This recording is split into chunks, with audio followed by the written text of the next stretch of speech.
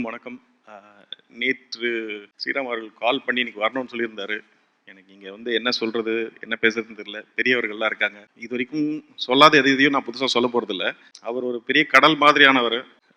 மிகவும் எப்படி சொல்கிறது, நிறைய பேருடைய பிலீஃப்க்கு அகேன்ஸ்டாக அவர் மிகவும் தன்னடக்கமானவர். அது நிறைய பேருக்கு தெரியல. அவர் வந்து இல்லை, இது ஏன் சொல்கிறேன்னா, நாங்கள் ஒரு தடவை பேசிக்கிட்டு இருக்கும்பொழுது ஒரு வெஸ்டர்ன் மியூசிக் பீஸ் பற்றி ஒரு பேசிகிட்டு இருந்தோம். அப்போ அவர் வந்து அதெல்லாம் பெரிய ஒர்க் அப்படி சொல்லியிருந்தார். நான் வந்து உங்களால் முடியாததெல்லாம் ஒன்றும் இல்லை அப்படின்னா, அவர் சொன்னார், இல்லை இல்லை, நமக்கு நம்மளுடைய உயரம் தெரியணும், எனக்கு என்னோட ஹைட்டு தெரியும் அப்படின்னு சொன்னார். ஸோ நான் எனக்கு வரும்போது கூட யோசிச்சிருந்தேன் என்னெல்லாம் சொல்லான்ட்டு. பட் நிறைய இருக்குது அவரை பற்றி சொல்கிறதுக்கு. வெற்றி சொன்னது மாதிரி தான், நான் ரொம்ப தயங்கி தான் அவர்கிட்ட ஒர்க் பண்ண போனேன். அவர் வந்து ஏன் இவ்வளோ தயங்குறீங்க? இல்லை, ஜென்ரலாகவே நாங்கள் பிறந்ததுலேருந்து உங்கள் மியூசிக் கேட்டு வளர்ந்துருக்கேன் அப்படின்னு சொன்னதுக்கு அவர் சொன்னார், இங்கே வந்தீங்கன்னா நீங்கள் டைரக்டர், ஒரு டைரக்டர் என்ன கேட்குறாரோ அது கொடுக்குறதா என்னுடைய ஒர்க்கு, அதனால் நீங்கள் என்ன வேணால் கேளுங்கன்னாரு. அது உண்மை.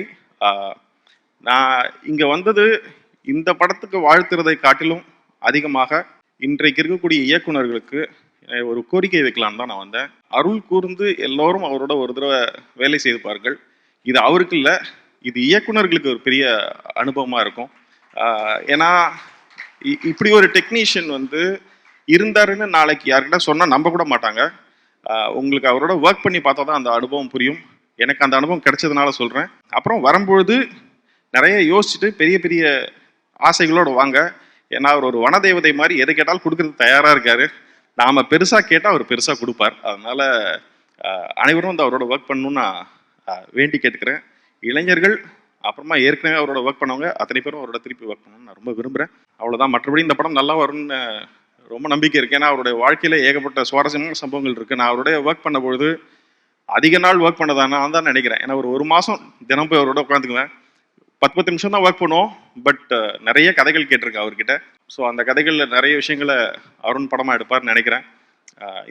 இந்த படம் எப்படி எடுப்பாங்கன்னு நான் ரொம்ப தயங்கி இருக்கும் பொழுது, ஏகப்பட்ட விஷயங்கள் இருக்குது அப்படின்னு நான் நினச்ச பொழுது, இந்த மலைப்பெல்லாம் இல்லாமல் இந்த மாதிரி தயக்கங்களை பற்றியெல்லாம் பெருசாக கவலைப்படாத ஒரு டைரக்டர் இருக்கார். அதனால் அவர் அருண் அதை பண்ணிடுவார்னு நினைக்கிறேன். அப்புறம் எந்த பாத்திரத்தை கொடுத்தாலும் சிறப்பாக செய்யக்கூடிய நடிகர் இருக்கிறார். அவர் அதை சிறப்பாக செய்வார்னு நினைக்கிறேன். இந்த படம் வெற்றியடைய வாழ்த்துக்கள். நன்றி, வணக்கம்.